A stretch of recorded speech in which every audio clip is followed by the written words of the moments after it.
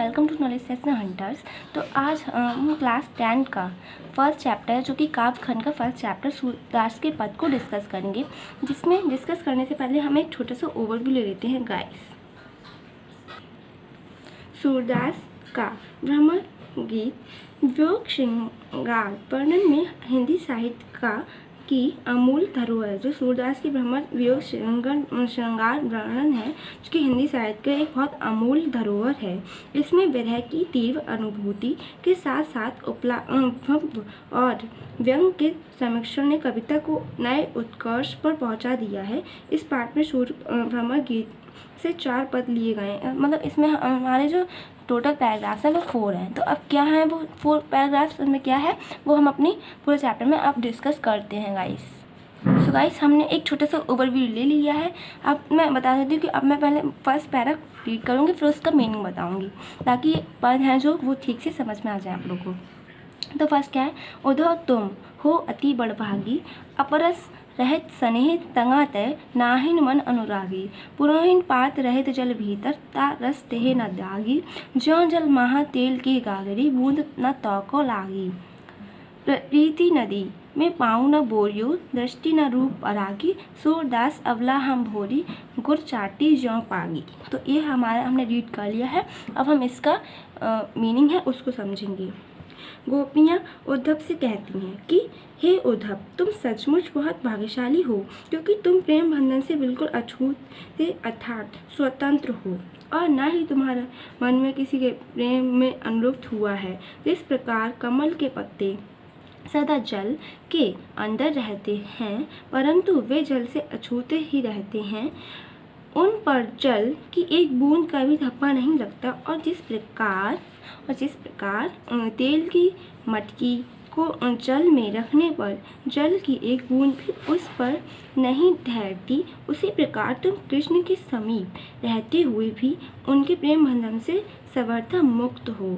तुमने प्रेम रूपी नदी में कभी पाँव ही नहीं डुबोया अर्थात तुमने कभी किसी से प्रेम ही नहीं किया और ना ही कभी किसी के रूप लावण्य ने तुम्हें आकर्षित किया है। गोपियाँ उद्धव से कहती हैं कि हम तो भली भांति अबलाएं हैं और हम कृष्ण के प्रेम में पक गई हैं अतः उनमें विमुख नहीं हो सकती। हमारी स्थिति उन चींटियों के समान है जो गुड़ पर आसक्त होकर उससे निपट जाती हैं और फिर स्वयं को छोड़ा न पाने के कारण वही प्राण त्याग देती हैं। तो ये था हमारा फर्स्ट पैरा का पूरा फुल मीनिंग। आई होप इसका आप लोग को मीनिंग है वो अच्छे से समझ आ गया होगा। तो अब हम सेकंड पैरा पर आते हैं। तो ये क्या है, सेकंड पैरा है, हाँ ये है मन की मन ही मांझ रही। मतलब क्या है, मन की मन ही मांझ रही कहिए जाई कौन पे उद्धव नाही परत कहीं अवधि आधार आस आवन की तन मन विधा सही। अब इंचो संदेशनी सुनी सुनी विरहिणी विरह दही चाहती होती गुहारी जितही तय उतय धार वही सूरदास अब धीर धनई क्यों मर जाता न लही। अब इस पैरा में क्या है, गोपियाँ उद्धव से अपनी विरह वेदना का वर्णन करती हुई कहती हैं कि हमारे मन की व्यथा मन में ही रह गई है। हे उद्धव हम अपने मन की पीड़ा को किससे जाकर कहें, हमसे कुछ भी कहा नहीं जाता। हम तो कृष्ण के आगमन की आशा लिए उनके आन के नियत समय के सहारे ही अपने तन मन की व्यथा को सहती जा रही हैं। फिर क्या है, अब इस योग के संदेश को सुनकर तो वियोग में जीने वाली हम गोपिकाएं विरह की आग में और भी जलने लगी हैं। इस विरह रूपी अग्नि से रक्षा करने के लिए हम जहाँ गुहार लगाना मीन्स होता है पुकारना चाहती थी, वहाँ से तो योग की प्रबल धारा आ रही है। सूरदास कहते हैं कि गोपियाँ उल्हाना देती हैं कि अब हम किस प्रकार धैर्य धारण करें। कृष्ण ने तो प्रेम की मर्यादा ही नहीं रखी अर्थात प्रेम की मर्यादा का पालन कर यहाँ आने की बजाय कृष्ण ने हमें प्रेम का त्याग कर ज्ञान का आश्रय लेने का संदेश भेज दिया। तो इतना ही हमारा जो पैराग्राफ सेकंड है उसका मीनिंग है। अब हम पैराग्राफ 3 की ओर बढ़ते हैं। ये क्या है? हमारे हरी हारिल की लकड़ी, मन क्रम वचन नंद नंदन और यह दृढ़ करी पकड़ी, जागत सोवत स्वप्न दिवस निसी, कान कान जकरी, सुनत जोग लागत हैं, ऐसो ज्यों करोई ककरी, सु तो व्याधि हमको ले आई, देखी सुनी न करी, यह तो सुर तिन्हि ले सौंपो, जिनके मन चक्री। तो ये हमारा हिंदी का जो थर्ड है, इसकी हमने रीडिंग कर ली। अब हम इसका मीनिंग समझेंगे गाइस। तो इसका मीनिंग क्या है थर्ड वाले का? गोपियाँ उद्धव से कहती हैं कि हम निरंजन कृष्ण के ध्यान में उसी प्रकार निमग्न रहती हैं जिस प्रकार हारिल पक्षी कहीं भी हो और किसी भी दिशा में हो, सहारे के लिए अपने पंजों में कोई न कोई लकड़ी अथवा किसी तिनके को पकड़े रहता है। हमने अपने मन, कर्म और वचन से नंदन कृष्ण को अपने हृदय में दृढ़ करके पकड़ लिया है। हमारा मन जागते सोते स्वप्नावस्था में दिन रात कृष्ण के नाम की रट लगाता रहता है, अर्थात कृष्ण के नाम का स्मरण ही हमारा एकमात्र ध्येय रह गया है।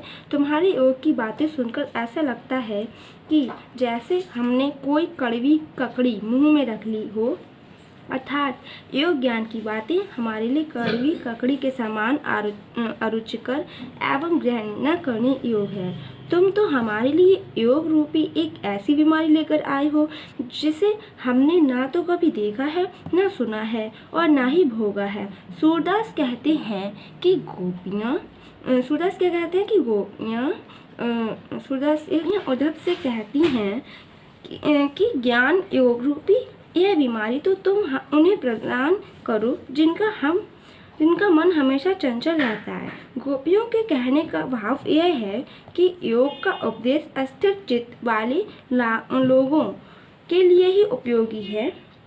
उनका हृदय तो पहले से ही कृष्ण के प्रेम में पूर्णतः स्थित है। तो इतना हमारा क्या था थर्ड पैरा का मीनिंग था। तो अब हम पैरा 4 पर आते हैं। हरि है राजनीति पड़े आए, समझी बात कहत मधुकर के, समाचार सब पाए, एक अति चतुर होते पहले ही अब गुरु ग्रंथ पढ़ाएं, बड़ी बुद्धि जाने जो उनकी जो संदेश पठाएं। उधर भले लोग आगे के पर हित डोलत धाएं, अब अपने मन फेर पाई हैं, चलत जो होते चुराएं। ते क्यों अनीति करें आपुन जे और अनीति छुड़ाएं, राजधर्म तो यह सूर जो प्रजा न चाहे सताएं। अब पैरा 4 का क्या मीनिंग है? इसका मीनिंग है गोपियाँ कृष्ण को उल्हाना देती हुई उद्धव से कहती हैं कि कृष्ण अब राजनीति पर आए हैं। हम मधुकर अर्थात तुम्हारी कही गई सारी बातें समझ गई हैं और सारे समाचार पा लिए हैं। एक तो वे पहले से ही बहुत चतुर थे और अब तो उन्होंने गुरु से ग्रंथ भी पढ़ लिए हैं।